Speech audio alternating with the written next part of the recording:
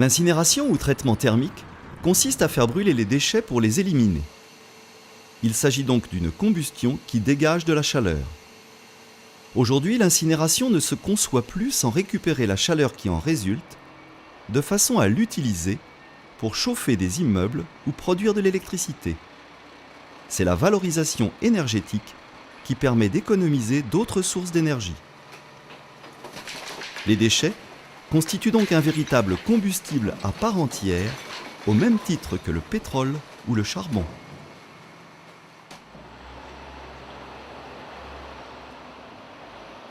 Après avoir été pesés et avoir contrôlé l'absence de toute source radioactive, les bennes de collecte entrent dans le hangar pour vider leur chargement.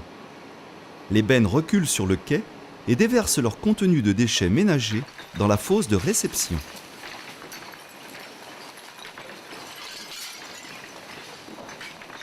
Les déchets stockés dans la fosse sont ensuite repris par un grappin conduit par un pilote qui les répartit de façon à homogénéiser le mélange. Chaque prise du grappin soulève environ 2 à 3 tonnes de déchets. Cette opération est nécessaire car l'homogénéisation du mélange des déchets permet, par la suite, d'entretenir une combustion à température régulière, ce qui est nécessaire au bon fonctionnement des installations. Puis le grappin reprend les déchets et les dépose dans la trémie d'alimentation du four. Dans le four, les déchets brûlent à une température minimale de 850 degrés. La chaleur dégagée par cette combustion permet de chauffer l'eau circulant dans les chaudières et de la transformer en vapeur à haute température à 325 degrés. L'incinération d'une tonne de déchets permet ainsi de fournir environ 3 tonnes de vapeur surchauffée, source d'énergie. Cette vapeur surchauffée est ici utilisée en partie pour alimenter un réseau de chauffage urbain et en partie pour produire de l'électricité.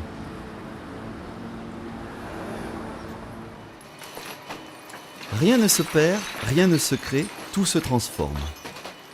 L'incinération d'une quantité donnée de déchets engendre une quantité équivalente de résidus, soit, pour une tonne de déchets, 750 kg de gaz, du dioxyde de carbone et de la vapeur d'eau, qui sont évacués dans l'atmosphère après épuration, et 250 kg de résidus solides.